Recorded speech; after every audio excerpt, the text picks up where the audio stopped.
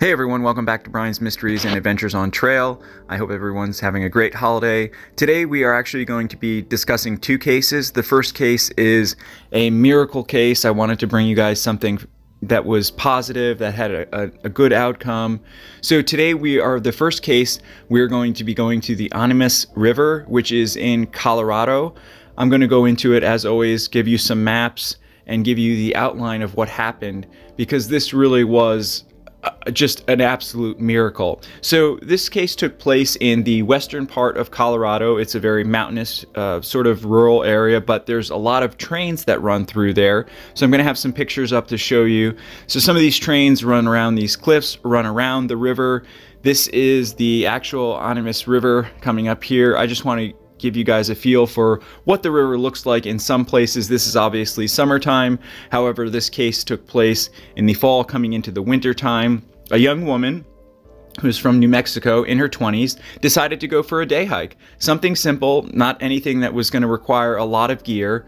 However, unfortunately, somewhere along the beginning of the hike, she took a 90-foot swan dive over a cliff trying to take pictures.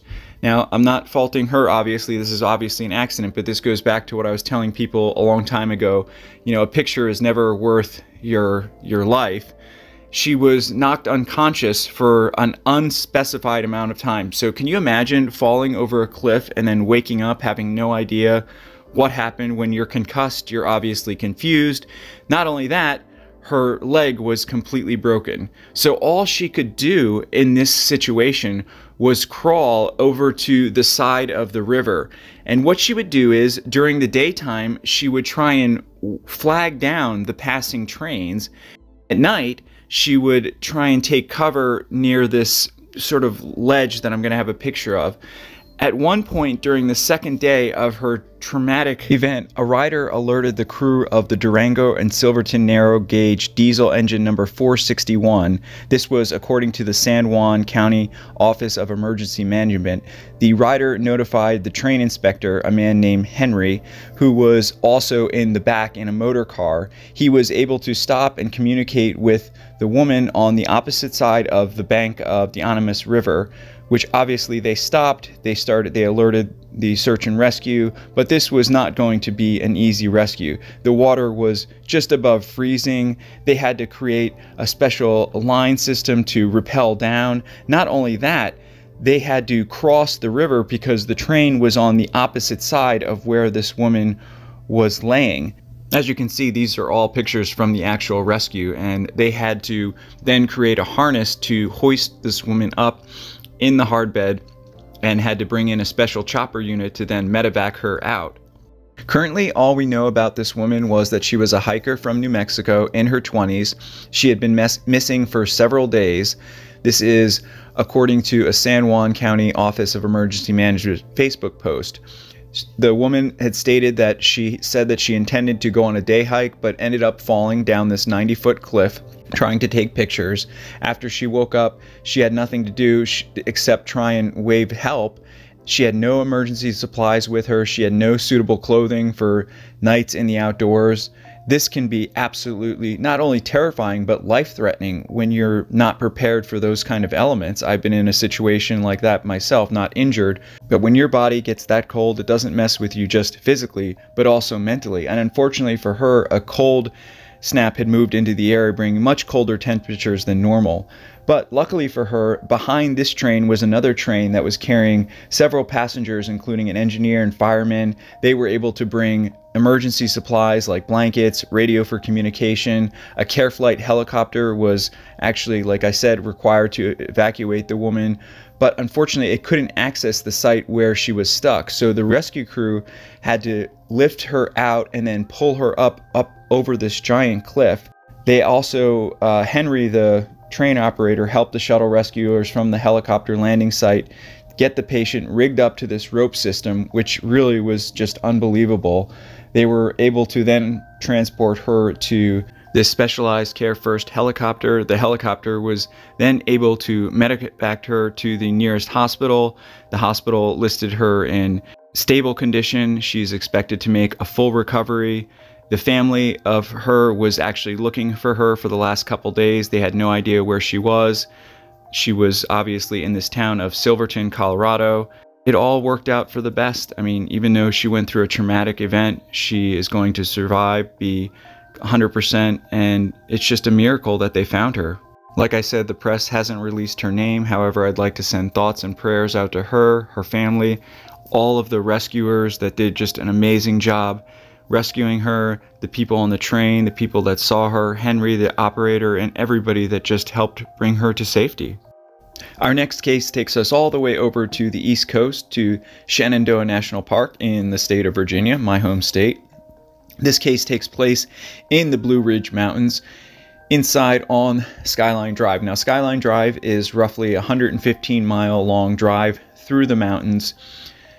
This is a very bizarre case, I'm not going to lie. This man by the name of James Allen Catley, 66 years old, 5'7", 125 pounds, went for a hike in these Blue Ridge Mountains, but this was back in September of this year. The bizarre thing about this is that he was not reported missing until December 12th of 2022 this year. Now you can see here the Skyline Drive, so it runs sort of on the ridgeline of the mountains. The mountains here on the East Coast are very different than the mountains out west. They're more like rolling hills. They have nowhere near the elevation. People that hike these mountains, you just go up and over the mountain, unlike the PCT where you go kind of on switchbacks. Skyline Drive and the Blue Ridge Parkway, Shenandoah National Park, often are the most popular in the fall because the foliage here in Virginia is absolutely unbelievable. Now, James had gotten a backcountry permit on September 22nd for 7 nights on the Appalachian Trail, according to the National Park Service. He was expected to return, however, on October 6th of this year.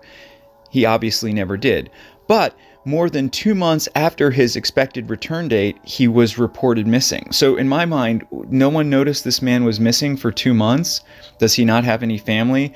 This case, unfortunately, doesn't have a lot of information. Now, his vehicle was discovered on December 15th of this year on the Turk Cap parking lot, which is along Skyline Drive. It is around roughly mile 94.1 in the park.